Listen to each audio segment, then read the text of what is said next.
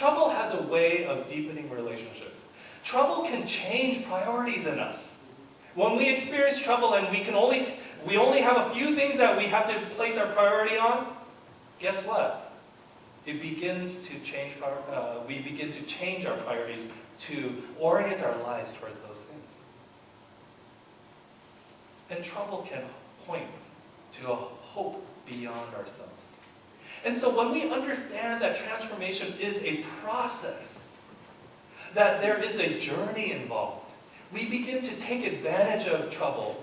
We don't let it constrain us, but we take advantage of that present experience and let the transformative power of God take us through that process so that we can indeed reveal hidden abilities, so that we can indeed deepen relationships, so that we can change priorities, so that we can understand that there is a hope beyond our present circumstance. Trouble. Take advantage of the process of transformation when we face trouble. The third thing that trouble does, or where we can go from constraint to transformation, is to do this. We need to let hope work its way into our lives. Trouble in life is a constraint because trouble shuts out hope for us. It shuts out hope when we don't get that quick gratification of happiness. Have you ever experienced that? Where you are troubled in your life and you say to God, God, I just want this to be fixed. Or, I just wish this would be changed in my life. And when it doesn't happen quickly, we begin to lose hope. And we even shut hope out of our lives. John Ortberg writes in the book, hope does not mean returning to happiness as soon as possible. God comes to us in our grief and shares it. In that shared grief, we find love. And verse 5 of our passage sort of says similar things. It reads like this, and hope does not disappoint us, because God's love has been poured into our lives through the Holy Spirit that has been given to us. What we begin to see is that we need to make a way for hope to enter back into our lives in the face of trouble. And when we can do that, we begin to have that transformative experience in God. A lot of us shut hope out. We close the door on hope because we don't get that instant gratification of happiness. But hope does not equal happiness. Happiness is not just another word for hope. What hope does is it begins for us helps us to begin to see the possibility of transformation in God. It helps us to begin to see that in God all things indeed are possible. It has a way of transforming us. And so we need to crack open our doors. We need to crack open our hearts and our minds so that we can let hope work back into our lives. We're going to talk a little bit about our Cambodia trip on another Sunday. We're working on the video for our presentation. But during our trip, I've been there 3 times now, but we always go to the Tuol Sleng Genocide Museum, and it's in Phnom Penh in Cambodia. And what it is if you know a little bit about recent history, actually, Pol Pot in the 70s came and took over Cambodia.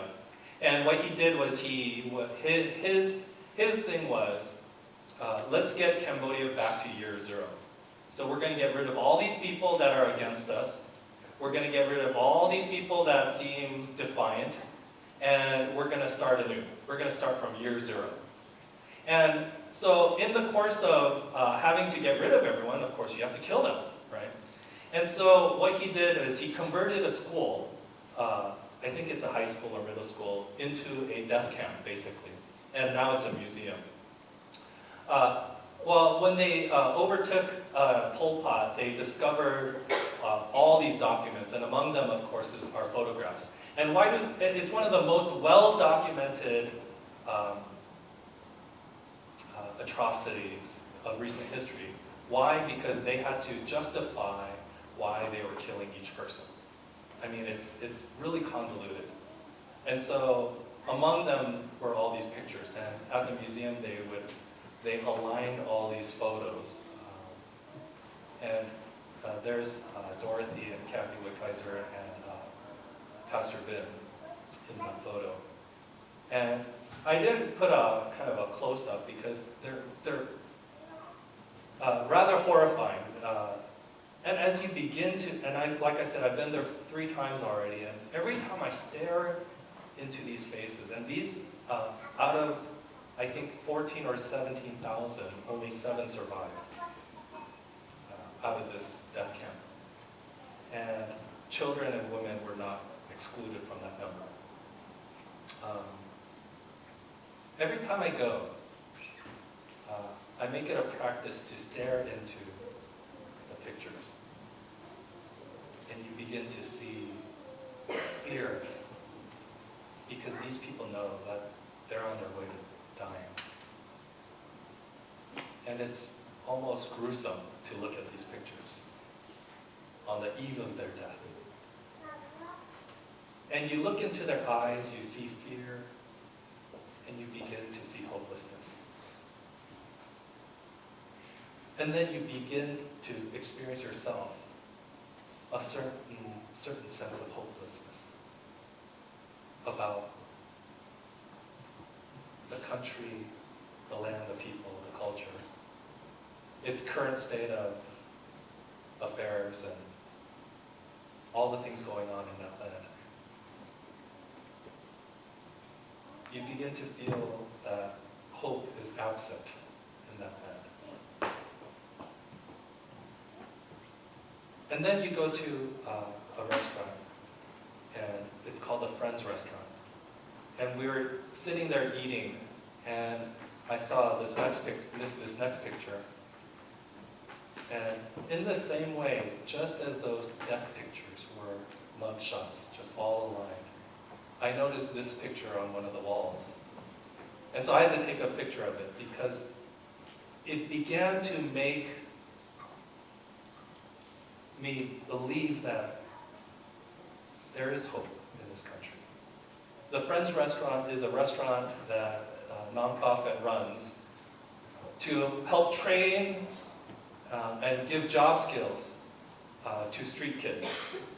And it teaches them all sorts of things, and they begin to make way, or they're on the road to being self-sufficient.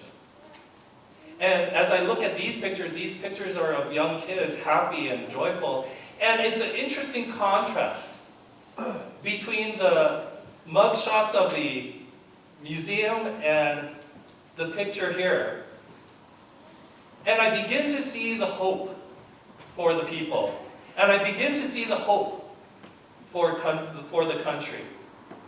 And it reminds me that we need to let hope begin to work its way back into our lives when we are troubled, because hope leaves the door open for God to be present in our lives and to work a transforming work in our lives. We need to let hope work its way into our lives. And verse 5 again reminds us that hope brings into our lives a shared experience with God who pours His love into us. We need to let hope work its way into our lives. So we need to go from constraint to transformation. And how we do that, at least 3 things on how we do that, again, to review, is to stand in God's grace, to remember that it's a process and to take advantage of that process, and to begin to let hope work its way back into our lives when it seems hopeless, because there is hope.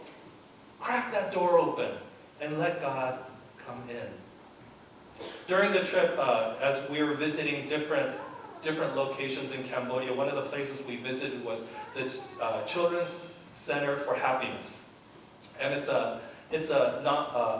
it's basically a boarding school. And what they do is they take kids from the city dumps, and they bring them into their school, and they teach them, and they allow them to get an education all the way through university if they want to. And Pastor Dale who was along with us on the trip, we could not go visit the dumps because the dumps had moved like 30, 40 miles outside of the city. But in a previous trip, Pastor Dale went and he took some of these photos. And these are whole families literally living in the dumps. We're not talking about they're just going to the dumps, but they're living in the dumps. And they make their home there. And they gather recyclables, take it to the recycling center in hopes that they will get some money. And if they get $1 a day, that's a good day. And so we asked, okay, how much do you need to live just at the very basic level for a family of 4? And they said $60. If they make $1 a day, that's a good day. And Pastor Dale was telling us that after he visited this site, he saw a few kids running up the street and they were just playing and singing and walking along the street. And this next photo. And as they were doing that, they were singing something, and Pastor Dale asked one of the local pastors there, "What are they talking about? What are they singing about?" And the local pastor said, "They are singing, 'We are going to church. We are going to church.'" This next photo makes me laugh every time I see it. I don't know why. It just makes me smile. We are going to church. We are going to church.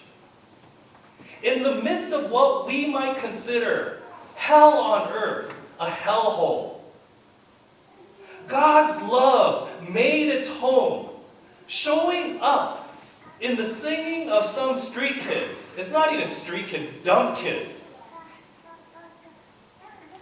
Whenever we go through life and we experience the troubles of life, when we experience our personal hells and if we feel like we're in a hellhole, guess what? God makes His presence known there too. God makes His home even in the deepest and darkest valleys of our lives. No matter what trouble we go through, no matter what experience of trouble we go through, God is there. Why? Because God is a redeeming God. God is a God of transformation. And God is there walking alongside of us. Whenever we experience trouble, whenever we consider ourselves in the midst of trouble, remember the kids that are singing, "We are going to church." Because God has made His home in their lives. Wherever they are going, He is there. And it reminds us that wherever we go, God is there with us. Becoming God's best version of you means that all of us have to choose whether we are going to be bitter or whether we are going to be better. Bitter from the sting of trouble or better because of it. We can be constrained or we can be transformed. But I am here to tell you the good news of Jesus Christ. That Jesus is the God of transformation. And He wants to come into your lives, release you from constraints of trouble, and transform your life so that you will experience the power of God. And that's the good news for today. Let us pray.